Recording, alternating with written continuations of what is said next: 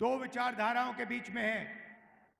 India alliance, Rahul Gandhi, Mallikarjun खड़गे जी, रेवंत रेड्डी जी कहते हैं कि इसको बचाना है, इसकी रक्षा करना है। ఈ దేశంలో ఎన్నికలు ఇప్పుడు రెండు సమూహాల మధ్య జరుగుతున్నాయి. ఒకటి ఇండియాకి సంబంధించినటువంటి సమూహం, అందులో రాహుల్ గాంధీ గారు, మల్లికార్జున్ ఖర్గే గారు, మీ ప్రియతమ ముఖ్యమంత్రి రేవంత్ రెడ్డి గారు, వీరంతా ఉన్నారు. వీరేమంటున్నారంటే ఈ పుస్తకాన్ని పరిరక్షించాలి, ఈ రాజ్యాంగాన్ని పరిరక్షించాలి అంటూ ఉన్నారు.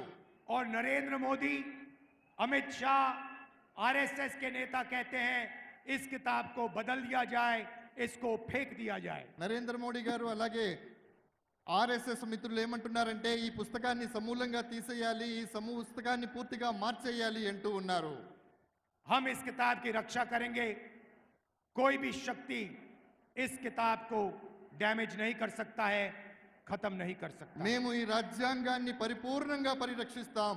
ఏ శక్తి కూడా ఈ రాజ్యాంగాన్ని మార్చడంలో కానీ సమూలంగా తీసివేయడంలో కానీ ఏమాత్రం సాహసించలేదు. भाइयों और बहनों, आपका जमीन का हक, आपको जो आरक्षण मिला, आपको जो सरकार में रोजगार मिलता है, पब्लिक सेक्टर, वो सब इधर से आया है. దేశంలో మీకు ఏవైతే సౌలభ్యాలు దొరుకుతున్నాయో, భూమి దొరికిందో, పథకాలు దొరుకుతున్నాయో, ఈరోజు మీరు ఒక ఓటు వేసేటటువంటి అర్హత కూడా కలిగి ఉన్నారో, అదంతా కూడా కేవలం ఈ రాజ్యాంగం ఉండడం వల్ల మాత్రమే సాధ్యమవుతోంది. नरेंद्र मोदी चाहते हैं कि सारी की सारी राजनीति 22-25 लोगों के फायदे के लिए हो.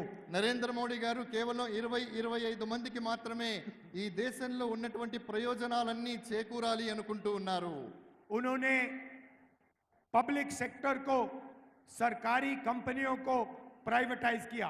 వారు దేశంలో ఉన్నటువంటి పబ్లిక్ సెక్టార్ అంటే ప్రభుత్వ రంగ సంస్థలన్నిటినీ కూడా ప్రైవేటు పరం చేస్తూ ఉన్నారు. क्यों किया? रिजर्वेशन को हटाने के लिए किया. ఎందుకు చేస్తున్నారు మీరు ఆలోచించండి. కేవలం రిజర్వేషన్లు నిర్మూలించడం కోసం మాత్రమే ప్రభుత్వ రంగ సంస్థలు ప్రైవేటు పరం చేయబడుతూ ఉన్నాయి. देश में और सरकार में ठेकेदारी प्रथा चलाते हैं. क्यों चलाते हैं? रिजर्वेशन को खत्म करने के लिए. దేశంలో ఉండేటటువంటి పెట్టుబడిదారీ వ్యవస్థను పెంపొందించేటటువంటి ప్రయత్నాన్ని చేస్తున్నారు. ఎందుకు చేస్తున్నారు? కేవలం రిజర్వేషన్లు తొలగించాలి అనేటటువంటి ఉద్దేశంతో మాత్రమే ఈ కుట్ర జరుగుతూ ఉంది. लड़ाई इस बात की भी है, वो रिजर्वेशन को खत्म करना चाहते हैं, हम रिजर्वेशन को 50% से ज्यादा बढ़ाना चाहते हैं. ప్రధానమైనటువంటి యుద్ధం ఎందుకు జరుగుతుందంటే వారు రిజర్వేషన్లు సమూలంగా తీసివేయాలంటున్నారు. కానీ మేము ప్రభుత్వంలో వచ్చిన తర్వాత 50% రిజర్వేషన్లను ఇవ్వాలనుకుంటూ ఉన్నాము. भाई और बहनों, हिंदुस्तान में अगर आप पिछड़ों की, दलितों की, आदिवासियों की आबादी जोड़ दें तो ये मेजॉरिटी बनती है.